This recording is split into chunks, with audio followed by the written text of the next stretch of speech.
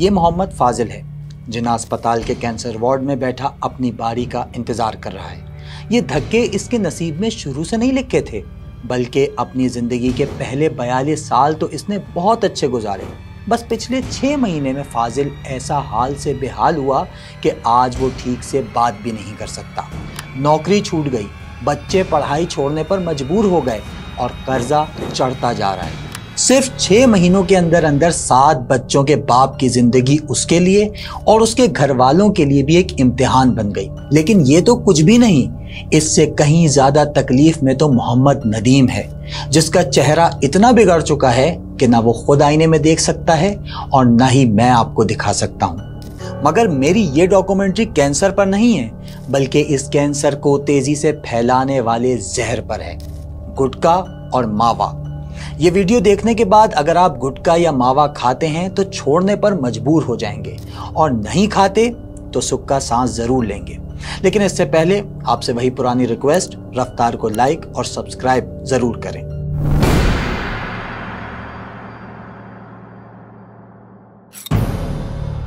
ये मावा है।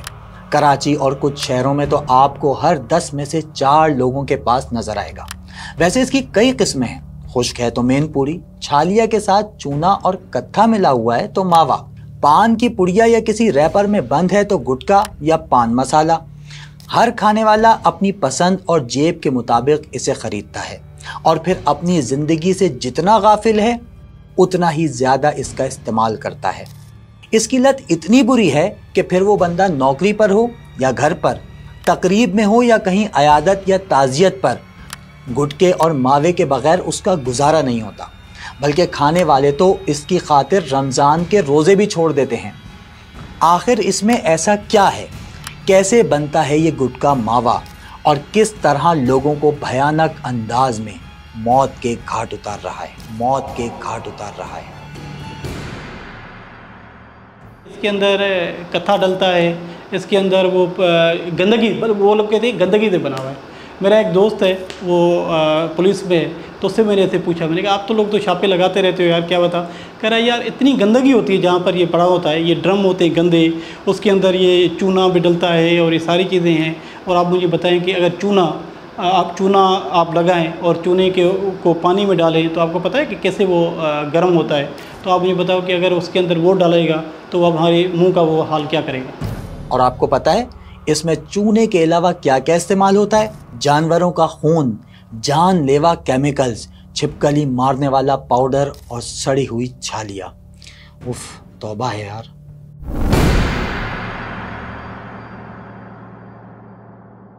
गुटखा मावा अंदरूने सिंध से आया या कराची से, ये बहस बिल्कुल वैसे ही है जैसे कोई पूछे कि मुर्गा पहले आया या मुर्गी। बहरहाल गुटखा मावा शुरू कहीं से भी हुआ हो, अब उसकी एक ही पहचान है, कराची। 90s में लांडी में मलकान नामी गुटखा बिकना शुरू हो गया था। आहिस्ता आहिस्ता इसकी डिमांड तेजी से बढ़ने लगी। कराची मुल्क का मुआशी हब है। यहाँ हर सूबे और इलाके से ताल्लुक़ रखने वाले रहते हैं, लेकिन इस शहर में सबसे ज़्यादा हैं उर्दू बोलने वाले, जिनके कल्चर का एक अहम हिस्सा था पान। ये कल्चर फैलता चला गया और दूसरी कम्युनिटीज़ में भी सरायत कर गया। लेकिन पान था महंगा। अब बस रिक्शा या टैक्सी ड्राइवर हो या कोई आम आदमी, उसे पान के मुकाबले में गुटखा सस्ता भी मिलता था, और जहाँ तक बात है नशे की तो ये टिकाऊ भी था। इसलिए वक्त गुजरता गया और गुटखा मावा फैलता गया। दुनिया नई सदी में कदम रख रही थी। साइंस और टेक्नोलॉजी जिंदगी के हर शोबे में फैल रहे थे और हम यहाँ गुटखे और मावे को फैलता देख रहे थे। वर्ल्ड हेल्थ ऑर्गेनाइजेशन की रिपोर्ट के मुताबिक कराची में गुटखा खाने वालों में नंबर 1 है उर्दू स्पीकिंग, फिर दूसरे नंबर पर बलोच, तीसरे पर सिंधी, फिर पंजाबी और आखिर में पश्तून। तो शहर में डिमांड बढ़ती जा रही थी और साथ ही गुटखा मावा बनाने के कारखाने भी कैंसर की तरह फैल रहे थे। ये सब इसलिए हुआ क्योंकि इस काम में मुनाफा बहुत था। जो इंडिया से गुटखा आ रहा था वो तो चीज़ ही अलग थी, लेकिन यहाँ के अनपढ़ और बेरोजगार लोगों ने घरों में भी गुटखा मावा बनाना शुरू कर दिया और यूं ये कैंसर फैलाने वाली एक स्मॉल इंडस्ट्री बन गई।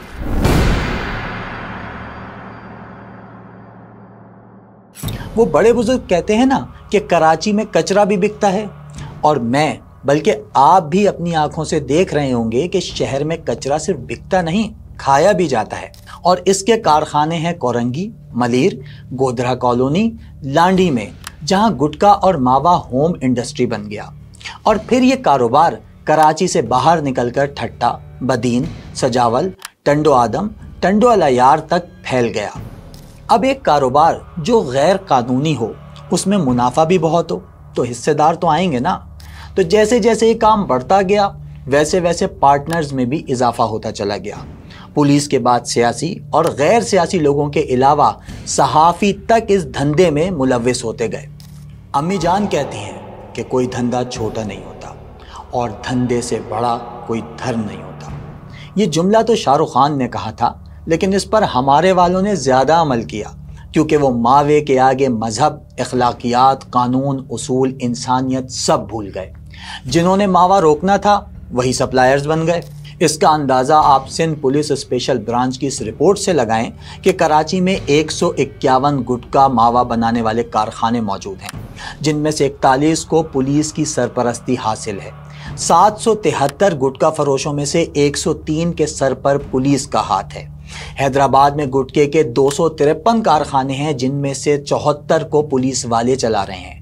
मीरपुर खास में 102, सक्खर में 35, लाड़काना में 34 और नवाब शाह में 84 मावे और गुटखे की फैक्ट्रियां लगी हुई हैं। एएसआई रोक नहीं सकता, एसएचओ रोक नहीं सकता, डीएसपी रोक नहीं सकता, एसपी रोक नहीं सकता, एसएसपी के पास इख्तियार है रोकने का, लेकिन कैसे रोकेगा जब डीआईजी इस गुटखे मावे के पीछे होगा। अच्छा, पहले जब 50,000 बीट थी तो पुलिस थी, जब 10 लाख हुई ना तो और कानून नाफिज करने वाले इदारे भी इसमें कूद गए, जो कि मैं नाम नहीं ले सकता, ठीक है, क्योंकि आपको या मुझे किसी भी वक्त कोई भी वीगो कहीं से उठा सकती है। जिस पार्टी की जिस जगह बदमाशी होती थी, वहां का कोई ना कोई या तो ओहदेदारान या कोई कारकुन या कोई ना कोई ज़रूर हमारे सामने भी आया है। उसने हमें कॉल्स भी की हैं, उसने हमें अपने तौर पे धमकाने की भी कोशिश की है। मैं ये नहीं कहता कि जी डायरेक्ट पार्टी लीडर की तरफ से ये अहकामात होते हैं कि जी आप ये जाके काम कर लें, क्योंकि ऐसा मेरे सामने नहीं आया। लेकिन जितने भी लोग जो इलाका संभाल रहे होते थे, वो किसी भी पार्टी के हों, वो इनको सपोर्ट करते थे। यहाँ पे पाकिस्तान में गुटखा भी मिलेगा, सारा वहाँ से आता है। तो असल में ये देखा जाए कि उस बॉर्डर पे बॉर्डर फोर्स कौन सी है, जो इंडियन साइड पे बॉर्डर फोर्स है उसको वो पुलिस सरबराह होते हैं। यहाँ पे जो है बॉर्डर फोर्स वो रेंजर्स है और उसके सरबराह पुलिस के नहीं है। वो सोचे कि ये आप अलाउ क्यों करते हैं, सबसे पहले ये जवाब दे। जब अलाउ हो जाएगी, आपके घर का चौकीदार अगर गेट पे खड़ा है और चोर दरवाजा या बाउंड्री वाल फलां के अंदर आ जाएगा, फिर तो जाहिर है किसी न किसी कमरे से चोरी करेगा। वहां रुकना चाहिए। इल्जाम तो कोई किसी पर भी लगाए, कुछ भी कहे, लेकिन ये बात तो तय है कि फायदा सभी उठा रहे हैं। पुलिस वाले कहते हैं कि माल तो बॉर्डर पार से आता है। भाई, अगर बॉर्डर पार से आता भी है तो खोके वाला कैसे खुलेआम बेचता है, इसका उनके पास कोई जवाब नहीं, या फिर वो देना नहीं चाहते, क्योंकि खैर जाने दें। और अगर माल बॉर्डर पार से आता है तो हम आप ये पूछ भी नहीं सकते, वरना बॉर्डर पार के एजेंट का सर्टिफिकेट पकड़ा दिया जाएगा। तो कराची की हर सियासी जमात के मंशूर पर बड़ी बड़ी बातें हैं, बड़े बड़े मंसूबे हैं, बस इस कैंसर को रोकने का कोई प्लान नहीं। बल्कि प्लान तो दूर की बात है, इसका कोई जिक्र करना भी ज़रूरी नहीं समझता। शायद इसीलिए कि उन्हें ऐसे बंद दिमाग और बंद मुंह वाले लोग चाहिए जो खामोशी से उन्हें वोट देते रहें, ज़बान ना खोलें। और ज़बान बंद रखने के लिए गुटके मावे से बेहतर कोई चीज़ नहीं। अब इस ज़बानबंदी का जो नतीजा निकलता है, वो आखिर में या तो खाने वाले भुगतते हैं या फिर उनके चाहने वाले, जैसे नसीम हैदर की बेटी जिसने अपने बाप के किए की सज़ा भुगती।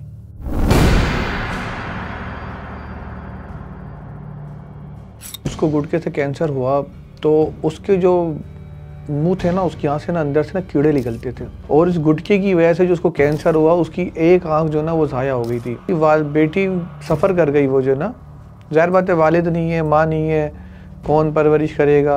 अपना घर चलाने के लिए उनकी बेटी ने जो है कंपनी में जॉब की, तो वहाँ पे एक बंदा उनके पीछे लग गया उसने गलत डिमांडें पूरी कर दी, यहाँ के लोगों की मजबूरी से नाजायज़ फ़ायदा उठाया। क्या नसीम हैदर ने मावा खाते हुए एक बार भी सोचा होगा कि उसका नतीजा न सिर्फ उसको बल्कि उसकी बेटी को भी यूं भुगतना पड़ेगा? शायद नहीं, मगर आप जरूर सोचिएगा। यानी एक तरफ कुछ लोग गुटखा मावा बेचकर करोड़पति बन रहे हैं, तो दूसरी तरफ अस्पताल कैंसर के मरीजों से भर रहे हैं। रोजाना सैकड़ों लोग कैंसर अस्पताल में बैठे अपनी बारी का इंतजार करते हुए ये जरूर सोचते होंगे कि हमने ये अपने साथ क्या किया। बिगड़ी हुई शक्लें, जिनको कभी मास्क तो कभी किसी कपड़े से छुपाकर घंटों अस्पताल में डॉक्टर का इंतजार और फिर इंतहाई तकलीफ दे इलाज, और शायद आखिर में एक बहुत अजियतनाक मौत। अफसोसनाक बात यह है कि इस इम्तिहान में खुद को डालने वाले भी यही लोग हैं। अगर ये हमारे पास अर्ली स्टेज में आ जाएं, जैसे स्टेज 1 या स्टेज 2 के अंदर, तो फिर तो सर्जरी है। मगर मैं अगर बात करूं कि इसकी सर्जरी, तो मैं आपको बताऊं कि इसकी जो सर्जरी है वो कोई 1 लाख रुपए की नहीं है, 2 लाख रुपए की नहीं है, 8 लाख, 20 लाख, 15 लाख रुपए की सर्जरी है, जो कि किसी प्राइवेट सेक्टर के अंदर आते हैं। क्यों इसकी कास्टिंग है? क्योंकि इसके अंदर कोई एक सर्जन इन्वॉल्व नहीं होता। उसके अंदर एनेस्थेसिस्ट होगा, उसके अंदर फेशियो मैग्नेटिक सर्जन होगा, उसके अंदर हो सकता है कि आर्थोपेडिक को इन्वॉल्व करें, हो सकता है कि उसके अंदर डेंटल सर्जन्स को इन्वॉल्व करें।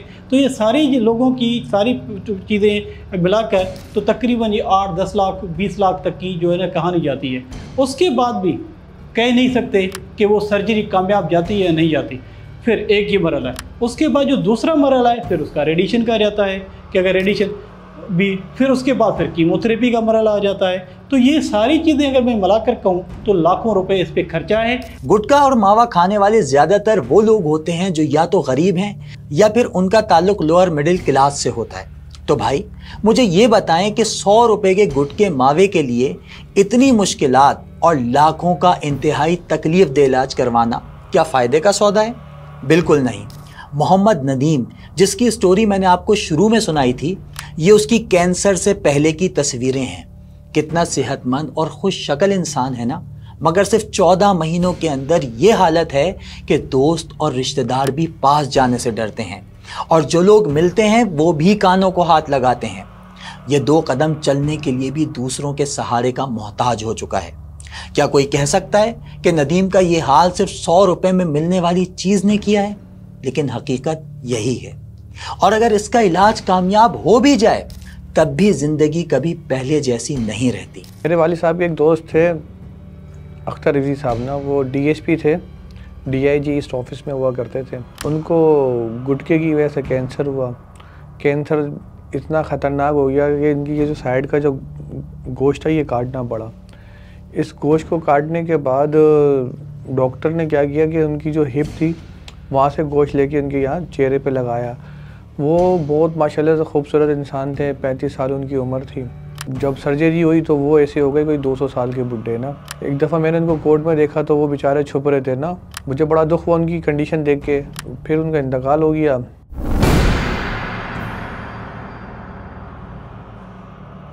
ये जितनी दुख भरी कहानियां हैं, इससे भी ज्यादा अफसोसनाक है हुकूमत का रवैया।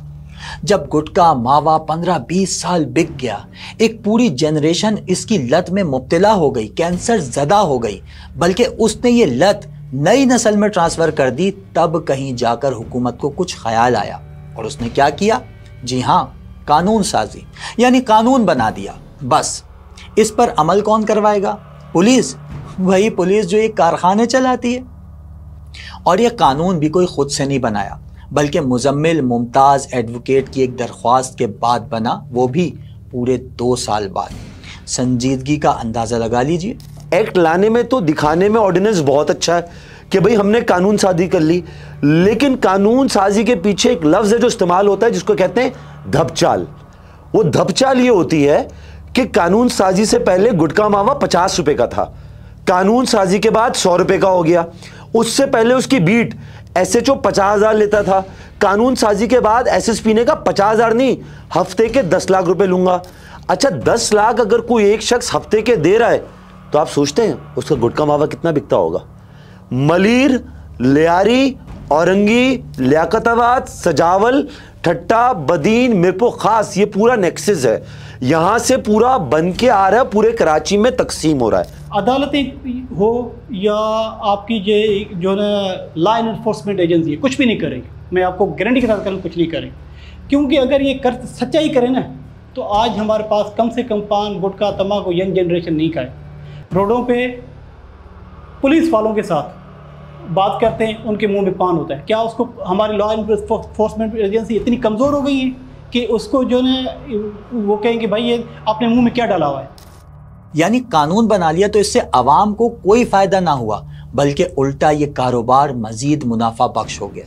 भाई सीधी सी बात है, जब हफ्ते के 50,000 के बजाय 10 लाख रुपए मिलेंगे तो हर बंदा इस कारोबार में कूदे ना कूदे, वो ज़रूर कूदेगा जो कानून को डॉज दे सकता है।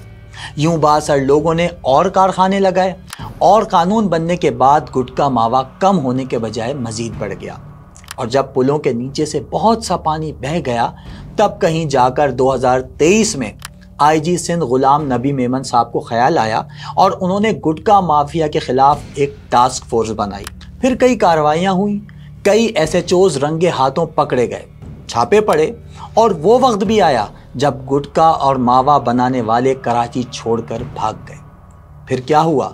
जी हाँ, गुलाम नबी मेमन साहब का ट्रांसफ़र हो गया और ये कारोबार फिर पुरानी शान और शौकत के साथ चलने लगा।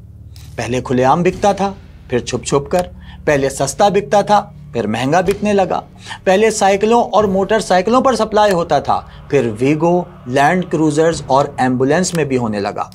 घरों से लेकर मस्जिदों की छतों पर भी गुटखा मावा बनाया जाने लगा। लेकिन हुकूमत इसलिए इंटरेस्ट नहीं ले रही कि जो लगाए हुए एसएसपी हैं वो नहीं चाहते कि ये बंद हो, क्योंकि जो वो टेंडर देते हैं, पैसे देकर आते हैं, पोस्टिंगें लेते हैं, उसकी वजह यही है यहाँ से रिकवरी होती है तो आगे देते हैं ना। वैसे गुलाम नबी मेमन साहब आज दोबारा आईजी सिंध हैं और गुटखा माफिया के खिलाफ फिर से टास्क फोर्स बनाने का ऐलान भी कर चुके हैं। मगर क्या पुलिस डिपार्टमेंट के वो बड़े अफसर, वो सियासी और गैर सियासी शख्सियात जो हर हफ्ते करोड़ों रुपए इन गुटखे मावे वालों से कमा रही हैं, इस कारोबार को बंद होने देंगे? ये है $100 मिलियन क्वेश्चन।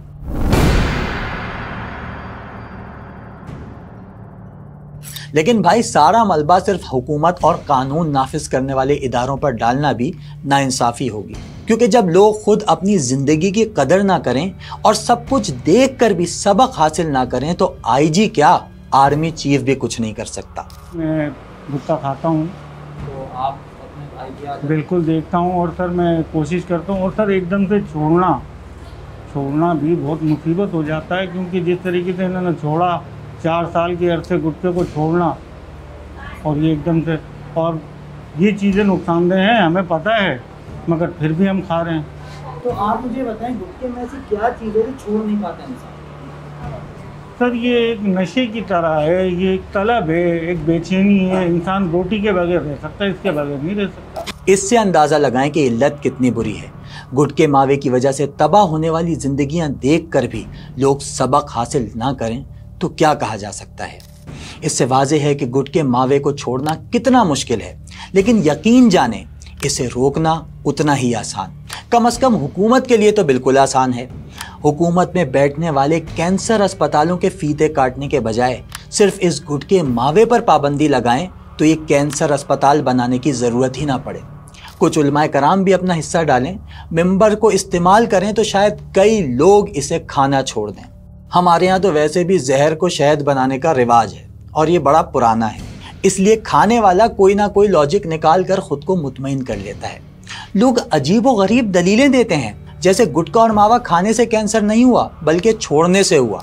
जैसे भी हुआ भाई, लेकिन इस अजियतनाक जिंदगी और खौफनाक मौत का सामना कौन कर रहा है? अब मदद के लिए कौन आएगा? ना गुटखा मावा बेचने वाला, ना ही हुकूमत।